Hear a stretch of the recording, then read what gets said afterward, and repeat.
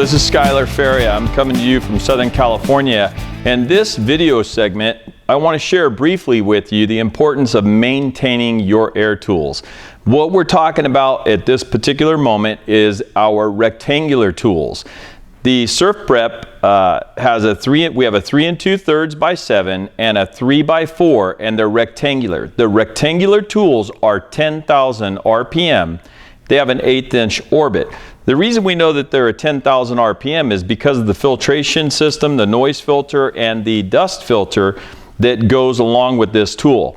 It's critically important that if you have a tool that loses this exhaust cap here off of the back of the tool, you're probably going to lose the filter and maybe the separation plate too. Should that happen, you want to get that out of production immediately.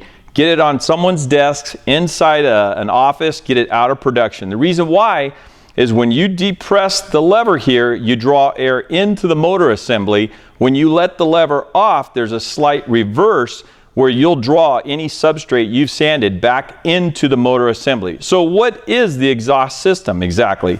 It's comprised of 2 filters, these 2 filters here, and there's a separation plate with holes in it. That separation plate goes between the 2 filters, and then you've got your exhaust cap. So if I were to put this down here by the tool, you've got your exhaust cap, the filter here, and a separation filter, and this noise filter. How we assemble this is we take this filter, pinch it all together, push it inside that exhaust cap. So you're set to go. If this exhaust cap were off the tool, you would have that cavity there. You then take this filter and push this filter inside that cavity.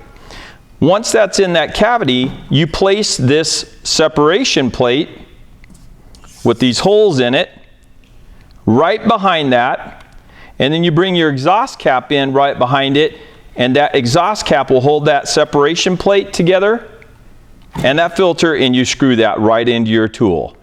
That there regulates the RPM of the tool. That provides you a 10,000 RPM tool. That takes care of your noise. That also takes care of any dirt or anything that may try to travel back into the tool.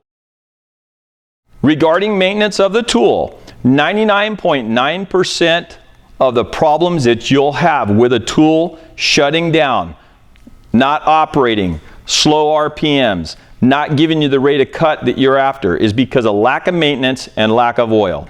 You're going to want to take your SurfPrep air tool oil, part number SPT oil-1.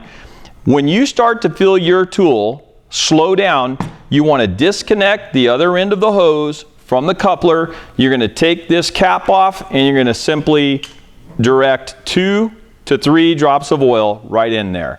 Once you do that, you're going to hit this lever, you're going to goose the tool a couple of times. That's going to coat the outer edge of those 5 vanes inside that rotor. When do you do that? First thing in the morning or after your last shift at the end of the day? Well, you do it if you know that the tool's slowing down, you can do it in the middle of the day.